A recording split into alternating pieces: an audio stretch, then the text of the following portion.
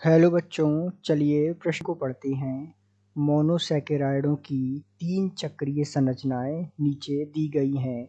इनमें से कौन सी एनोमर हैं? आपको 3 संरचनाएं दी हुई हैं। पहली संरचना, दूसरी संरचना और तीसरी संरचना। तीनों जो है हेमी एसीटेल बंध युक्त संरचनाएं हैं। आपको विकल्प दिए हुए हैं। विकल्प ए है पहला एवं दूसरा, विकल्प बी है दूसरा एवं तीसरा, विकल्प सी है पहला एवं तीसरा और विकल्प डी है तीसरा पहले एवं दूसरे का एनोमर है।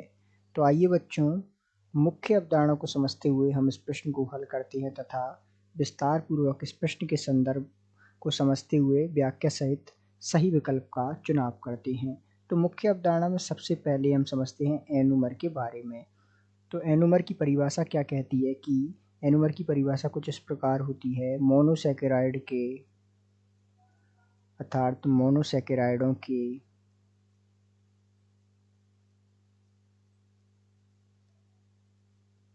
दो चक्रीय हेमी एसीटेल रूप जो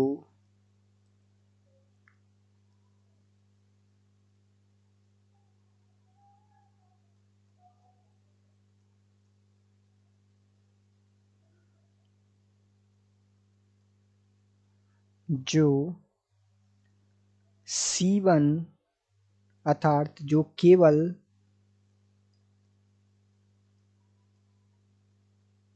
C1 पर हाइड्रोक्सिल समूह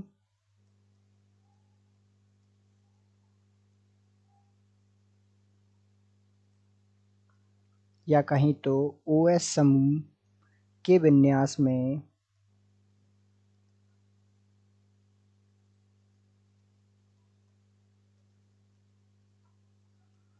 भिन्न होते हैं।